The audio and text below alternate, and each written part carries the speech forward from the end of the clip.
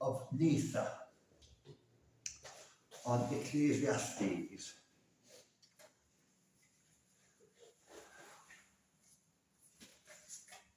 And the title of it is "The Wise Man's Eyes Are Fixed on His Head."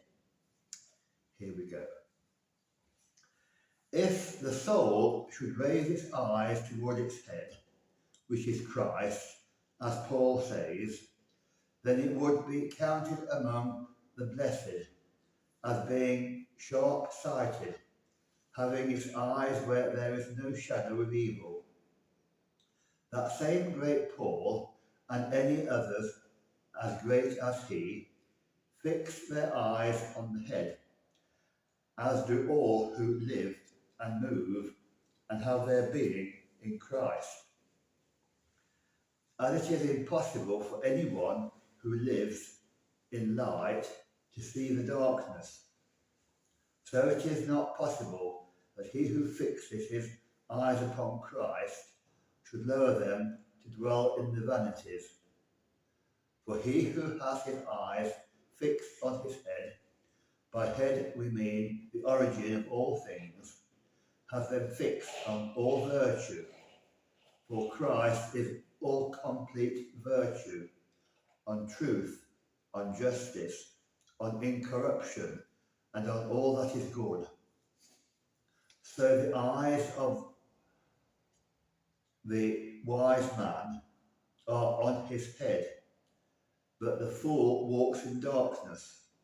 For he who does not put his lamp on the lampstand, but hides it under the base of his bed, turns that light into darkness for himself.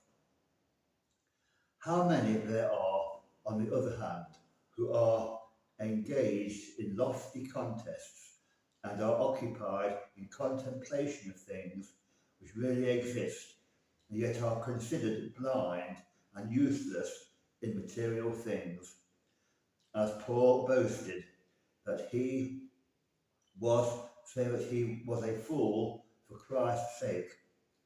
He did not exercise his prudence and knowledge on those things which enthrall us here below. For as he said, we are fools for Christ's sake, as though to say we are blind to the life here below, because we lift up our eyes and fix them upon our head. For this reason he lived without stall or table or poor wandering, naked, suffering, and thirst, and who would not have thought him pitiful, seeing him in fetters, insulted with blows, plunged into the waves of the sea by shipwreck, and led bound in chains. But even whilst he suffered all these things among men, he did not turn his eyes away, but always kept them steadfastly toward the head, saying, "Who will separate us from the love of Christ, which is in Christ Jesus? Affliction, distress, persecution, hunger, nakedness, danger, or the sword?"